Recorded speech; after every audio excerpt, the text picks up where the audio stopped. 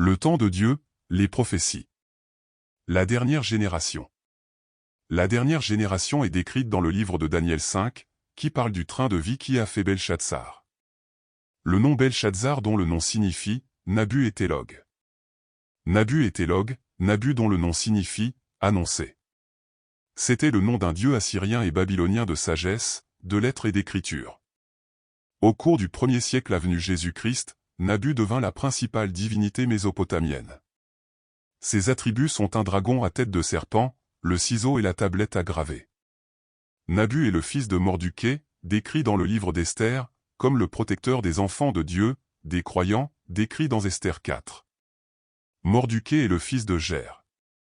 Gère, dont le nom signifie illuminé par Dieu, se référant au Christ. Gère est le fils de Shimée également connu sous le nom de Shimi, dont le nom signifie renommé ou celui qui a changé son nom, qui fait référence à Abraham.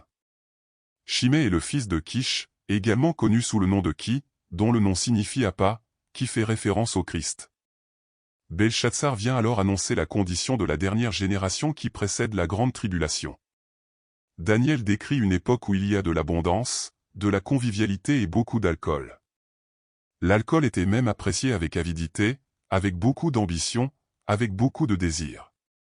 Le message de Daniel démontre en outre qu'à ce moment-là, les choses qui ont un lien avec Dieu seront utilisées pour les plaisirs des élites qui gouvernent ce monde. Il démontre la profanation des temples, des ustensiles et des croyants pour divertir la cour, les élites mondiales. Des jours de nombreuses fêtes et joies de la chair, ainsi que la promotion de l'idolâtrie. Pourtant, cette génération sera jeune et le jugement de Dieu viendra sur la terre. Daniel 4 verset 5. Soudain, cependant, l'image des doigts d'une immense main humaine est apparue et a commencé à écrire sur le plâtre du mur, dans la partie la plus éclairée du palais royal.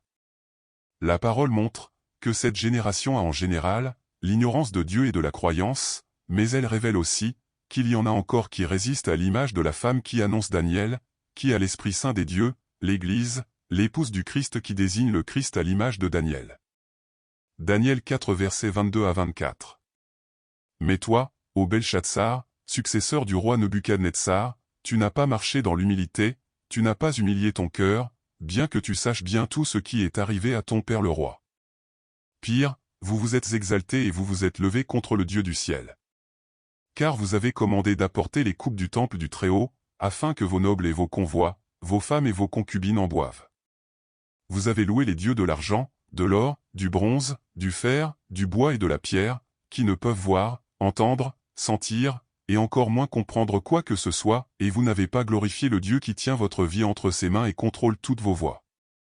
C'est pourquoi il a lui-même envoyé cette main que vous avez vue, pour écrire devant vous la phrase que vous devez connaître. Versets 25 à 27. Et les mots qui ont été inscrits forment la phrase suivante en araméen, menait, tekel uparsin. Et c'est le sens de ces mots, menait, Dieu a évalué et compté les jours de ton règne et a décrété sa fin. Tekel, vous avez été pesé sur la balance et reconnu coupable. Versets 30 et 31. Et il arriva la nuit même où Belchatsar, le roi des Babyloniens, fut tué.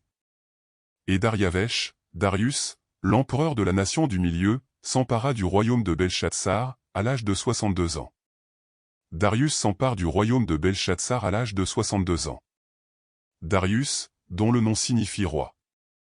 Belchatsar mourut cette nuit-là et le roi prit son royaume. Ce message vise à partager les connaissances. Apporte l'espoir, que Dieu vous parlera à travers le message, parce que je révèle une partie. Comme le dit à parole, nous le savons en partie, parce que tout est complété ensemble, où l'Esprit révèle la plénitude.